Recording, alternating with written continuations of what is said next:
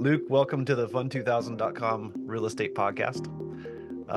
For the audience, my name is Chuck and Ham, and this is Luke Erickson, a friend, real estate agent, and one of the funniest guys I know.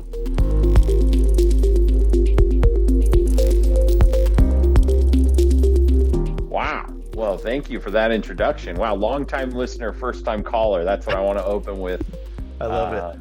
It's good to be on the podcast. I've only listened to one or two episodes, so I'm fairly fresh to the industry. So I don't know what I should be listening to. Maybe you have some good podcast recommendations after this. We'll go into it at the Yeah. end. And just so the audience is aware, Luke and I have not discussed any of this. I told him that I want to discuss today. So our topic for today is homeowners associations, HOAs. And the reasoning is because so many homes, especially newer homes, they're all getting built with, I shouldn't say all of them. What do you think, Luke? There's a huge percentage of homes with I think HOAs, right? I feel like it's become the new normal, at least here in California. I feel like outside of California, it's not as common. But yeah, here I feel like for the most part, everything comes with an HOA attached or some sort of community. Yeah. I live in an HOA. Is your property in an HOA as well? I do. I actually, and from the homework assigned, I did some. I didn't know. So this is how little I'm involved in my own HOA. I'm not at all. Like I don't even look at the notices they send me. And occasionally they're pertinent. So like we're going to trim the trees or something, but all that is in direct correlation of the reserve study. So Yep. it was kind of wild to read about. I mean, I knew there was a lot of financial impact around HOAs and some of that, but I guess I didn't until I read the homework or the reserve study guidelines that you provided. I don't think I understood the both the impact and the value on both the property, like my own property, but as well as the whole community's property, like the value of having the reserve study and sort of the need to also be accountable for those, like so just timely, very timely, because for example, we have a pool. I mean, I don't know if your HOA has a pool, but our pool had it's only been around for about 8 years, but now they're talking about redoing it, and they literally just started. So like Redoing maybe it how, like the plaster or what? well, so the plaster on the inside of the pool went bad, and of course they're using HOA fees. And in point of fact, as a now that I'm a little more involved in real estate, maybe shame on me that I wasn't more familiar with this. But from the regular standard consumer, I don't think no, like I want to say 90% of my HOA have no idea that this is a thing that exists or that they could even go get it. So, that's the other thing is it was interesting to think about the barrier to entry of just a regular person who, like it's important, reserve study is important, I think, or even the guidelines sort of outlines, some interesting reasons why you should do it. Um, but it's important for your property value as well as it's appealing. So on a, like on a two front, one, if you're an owner, I care about my property value, and so I want to make sure that's maintained and I have a good property value if if the reserve study is done and we're continuing to maintain those, shared community areas. And so it was interesting to think about. But then on the flip side, like the same thing is it's a value to a buyer as well. Like it's another selling point Well, of and that's one of the things I want to jump into because um, as a buyer, how do you know? How do you know the financial strength or the stability of your HOA? Well, you that's what we're discussing today is there's a document and it's called a reserve study, and you can get the summary of what happened with that reserve study on that first page. Have you seen a reserve study yet? So I did. I went actually, and I went to find mine Okay, because good. I was like, oh, I have an HOA. And oh man, it felt like I had to jump through some hoops, but it was available digitally. Thank you for technology. Mhm. I was reading in the reserve study guidelines where it said sometimes they don't have to perform, they don't have to send you the full report. They'll make a physical copy available at the office. What a hassle.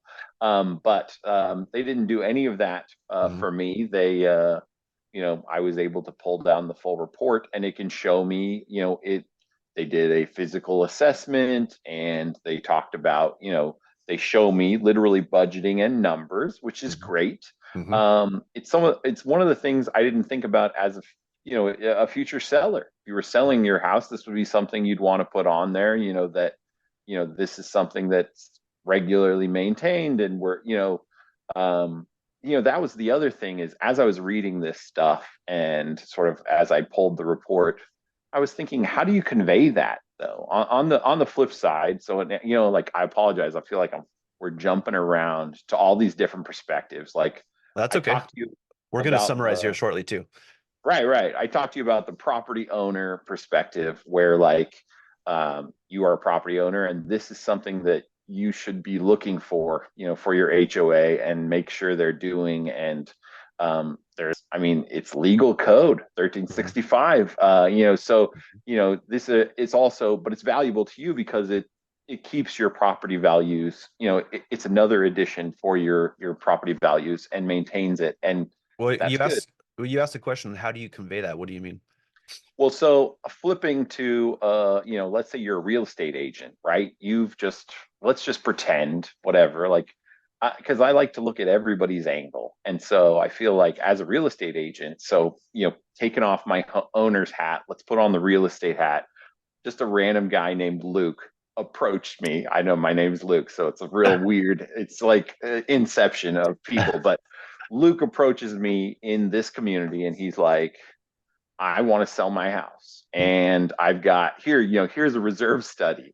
Right. How do I convey that to people who are out there, like, because that's the other thing, you know, knowledge, like a regular consumer. As I started, I talked about how I feel like 90% of my HOA has no idea what a reserve study is Well, or the that's value to it.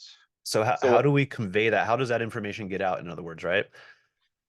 well, sort of, how do you convey that it's a value, without I feel like everything in sales has got to be quick and people got to understand pretty quickly. And I had to read about 10 pages before I understood about like the value of the reserve study. It's a little buried in the guidelines, Yeah.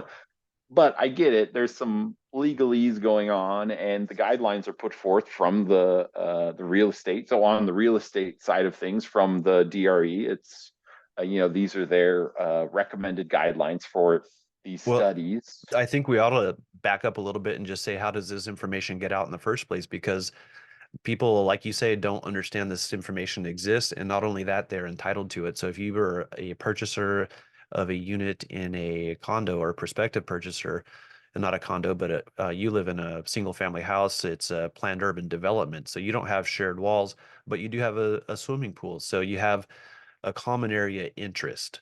And because there's going to be common area, you're entitled to know what you're buying. You're going to have an interest in that common area. So, like you say, the civil code, this is part of the Davis-Sterling Act. It requires the disclosure of these kind of things like the reserve study. Now, the reserve study, the HOAs are supposed to get one of these done every single year.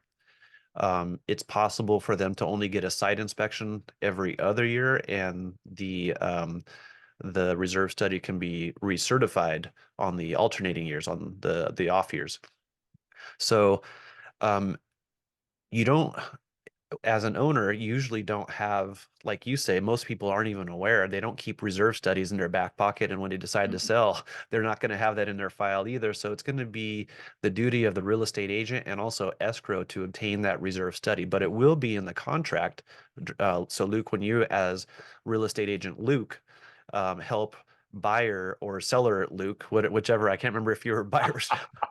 It was a terrible original So, idea. We'll just call well, him Joe Bob, something easier. I Joe like Bob selling to no, Luke. I like the Luke and the Luke. So when Luke and Luke are helping each other, Right.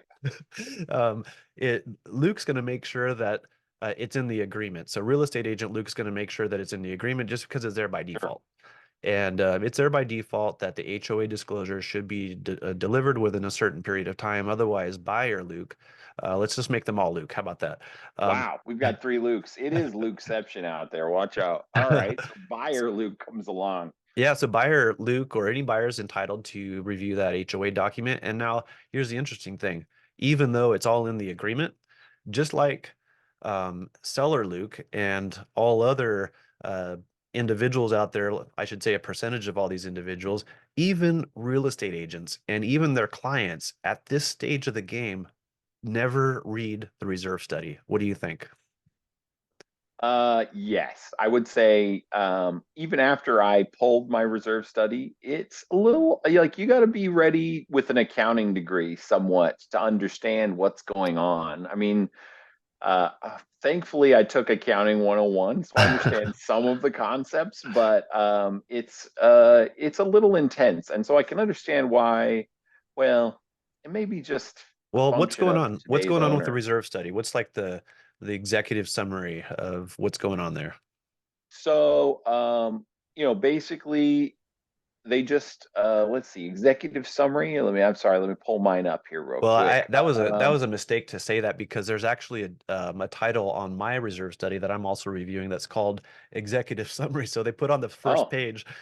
I mean, let's say what is the bullet points of what is a reserve study? Well, I'll go into that, and maybe you can tell me what some other things that you gathered. But what you have is a bunch of common assets, right? So for you, the example you gave was a swimming pool. For where I live, sure. we have a swimming pool, we have roofs, we have commonly shared roofs. That's not going to be true for you. So an association has to budget for the plaster for the pool. You have to budget for when the roofs come due in 25 years or 30 years. You have to budget for all these things into an account which we call reserves.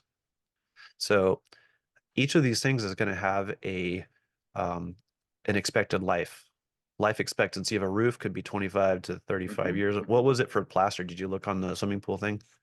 So on the swimming pool, it was, well, what's interesting was because my study, when I pulled it, they don't do they do a study every other year. So we did one in summer of last year, and I think at that time, I mean, there was no discussion. So I do occasionally attend an HOA meeting, so I think I might be strange. I don't know, but there was no discussion around it until it wasn't until just like November of this year, I Mhm. feel like.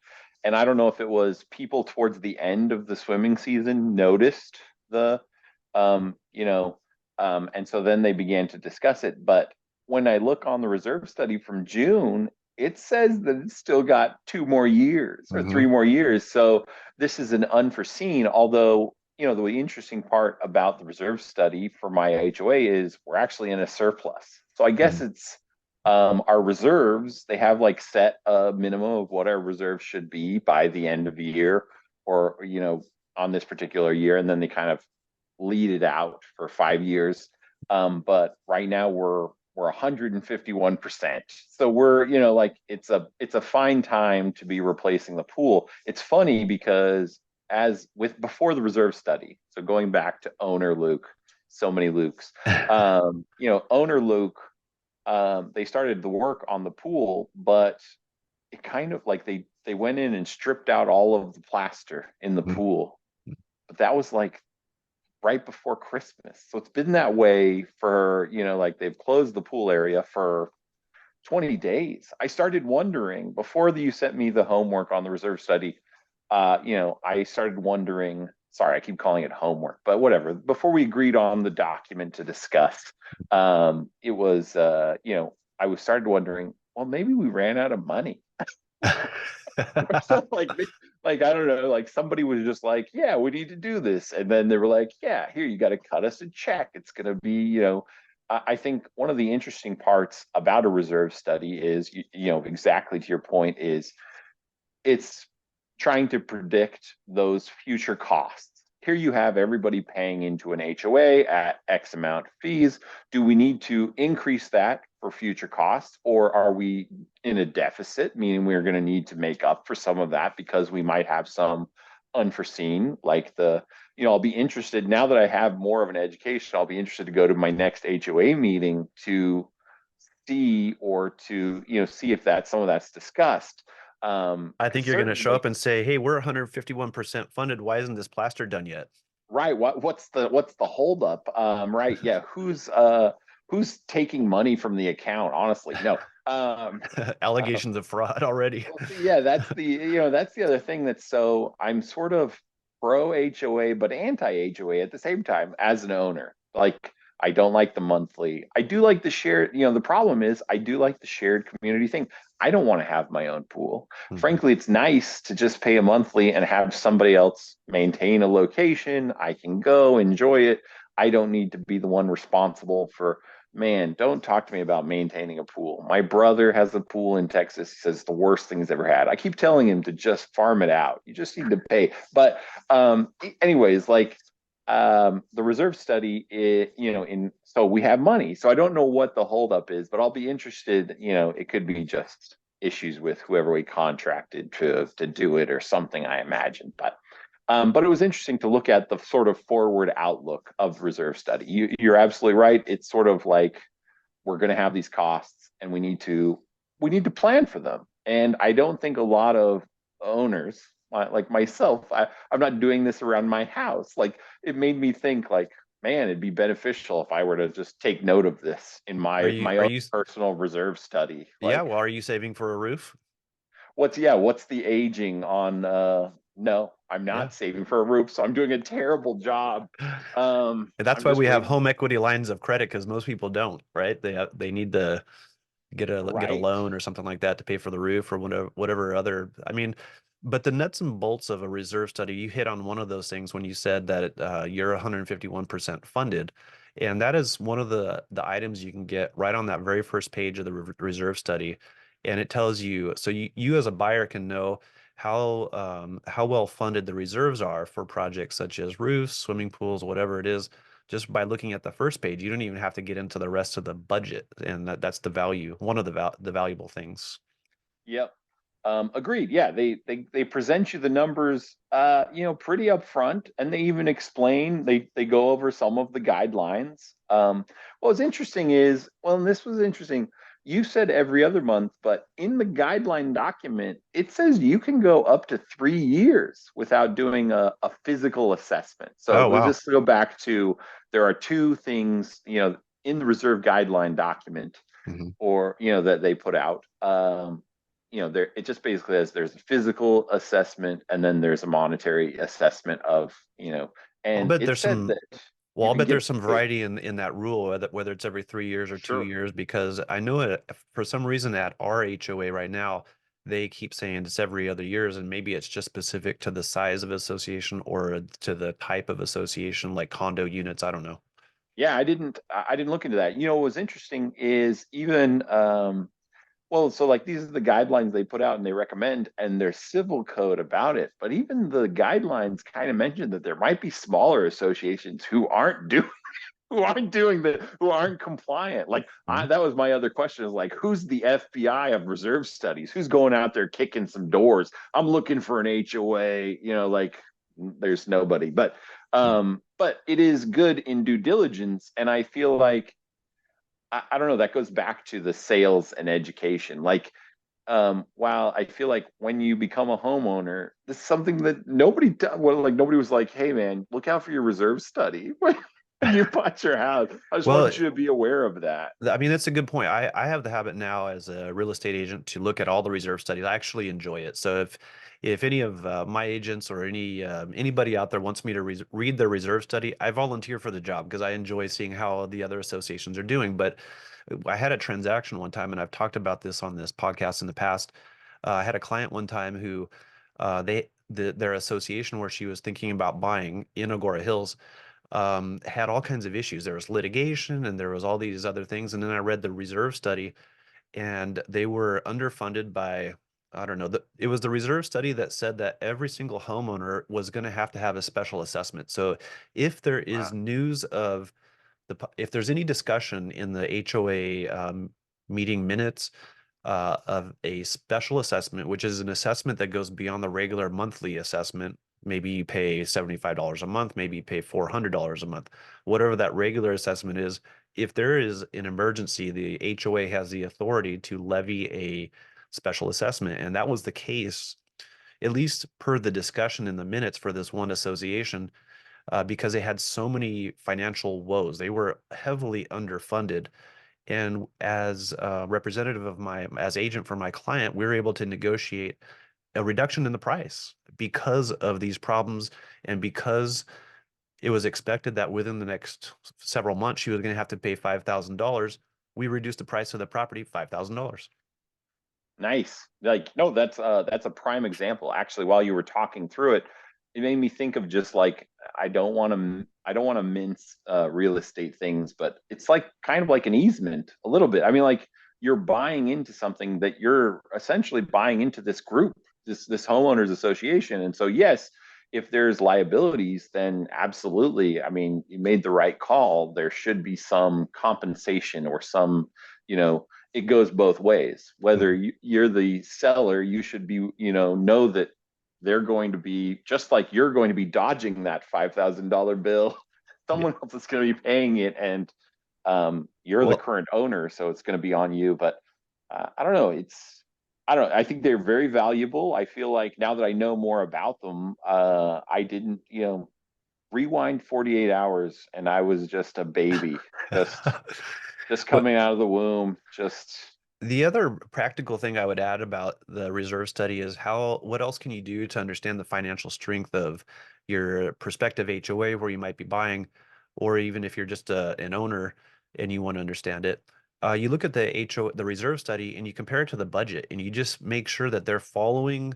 It's basically um, an outline for how much money the HOA should be collecting every single month to make sure that the reserves are properly funded as they're intended to be, so that you can get the roof on time, so you can get the swimming pool fixed on time, and not have a reduction in value for all these problems that the HOA has. So if the budget is not properly funding the reserves for these various anticipated projects, then you know you have troubles. But if you see that your monthly assessment and the budget is not following the recommendations of the reserve study, then you got to have caution. yeah, yeah. I think it's a good it's just a good thing. It's a good measure of what to be careful from. It's another pitfall. Just like the reasons why you'd you know assess a property, you'd have somebody come and check it out, and I feel like now that I know more about them, I can see the value in them. I'm sorry that I didn't know about them before. I just signed on with this group. How crazy am I? I'm a terrible, but I think that's a lot of consumers. I don't even remember, I bought my house in 2015. I don't even remember. So, but I don't remember my agent didn't say anything. Granted, we'll get into that. She's not great, but that's neither here nor there. She was not helpful, but that's all right. So it was, I don't remember them mentioning this at all. Granted, the development, I think they only had like 46 units out of 90, at that point. So that's the other thing about the reserve report. They kind of talk through some of your subdivisions, and almost I wondered, see, there's an easement on the other side of my property, and I think they're either going to own it, or like the hopes are they would develop more, Mhm. and so then it'd be like we're gonna have more, like Oh yeah, more common area. more common area, or more, are these going to be part of the same association? But I didn't find any of that in the actual study, because I was like always speculating. Well, I'm what would sure be the there's purpose of that property? Is it for more units, or is it going to bring income when they do? yes. So there's along the, well, I think it's for for more, it would be more properties along this. So we have a couple of cul-de-sacs that Hmm. end with this road is an easement, even though it's the end of a block. Hmm. There is property on the other side that I'm assuming they would try to bring Yeah. into as our community, but I have no idea. But I was wondering if the reserve study would show me that. It doesn't, but it does exactly what you described, describes the fiscal strength of your group. The other thing was I wanted to talk about, you talked about being funded or underfunded.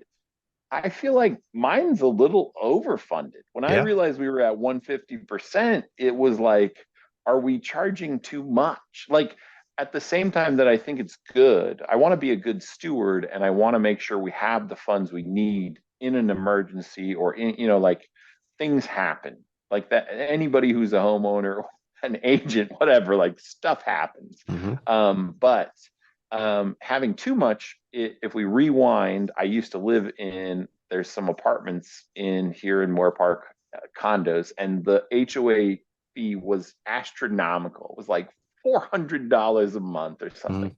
And I found out later from my neighbor because I was like, I don't. We have a pool. It was an okay pool. Like all our common areas, we're just like, why are we paying so much money? And it wasn't impacting me. I was a renter, so I didn't Hmm. own the place, but I always like thought of it about my You're I already guess hating on HOAs because of that.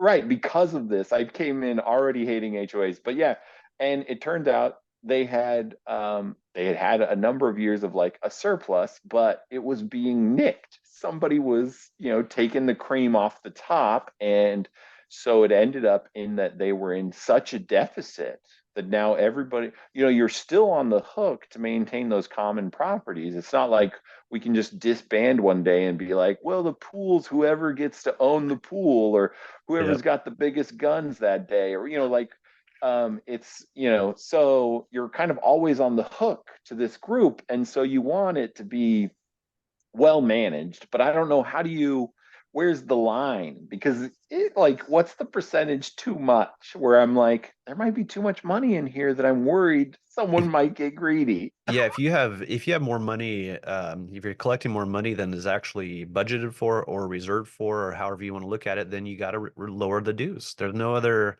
you know. Right. So I mean, that's something that your board of directors should be doing for an HOA. That's a really good point. Yeah, and so yeah, no, and that was like that's key or top at the top of my reserve study. They mentioned that they're like, we are funded, at the end of this fiscal year, which was just last, they were like, we're at 153% funded at this date, and you're like, well, that's a great number, but at the same time, should I be worried about you? The other On thing, on the other hand, though, you had that swimming pool that already needed some plaster work, and it was true. not even time for it yet, quite. Right, according to the study and the remaining life, we should have still had 2 more years. So, that was interesting. I think the reserve study, if not teaching us the value of a good HOA, would also teach us the value of we should probably do these with our own things, Yep. cars, like which if you're a good accountant, you're doing, but normal people are not. One of the other things about the guideline that I liked was it kind of mentioned up front. Unfortunately, some owners do not realize, I wrote it down because I thought it was hilarious. Some owners do not realize their community responsibilities or the fact that damage to common area property can result in direct cost to all homeowners through assessments. Special assessments. Yeah, through special assessments. Yep. And I just thought, what a valuable thing that we didn't, the reserve study. I think it is a value for both a buyer and a seller, and to understand them as an agent is a great selling point. I think it's hard to convey that information, and I feel like there's a lack of education around it. So that's sad, but Well, um, after today, there's a ton of education now because you and I just discussed it for an hour. We're going to publish this thing, and then everybody's going to get to listen up. right. Well, we'll see. But I apologize if we impacted your listening. Everything went down. Everyone's like, "Man, this used to be a professional podcast." Then they invited Luke. Well, So thanks for joining me. I think it added quite a bit to have you here today, and I think we ought to do it again. Yeah, we should definitely do it. It was fun. So thanks for having me on, and we'll talk to you later. All right. Thanks, everybody. Thanks, Luke.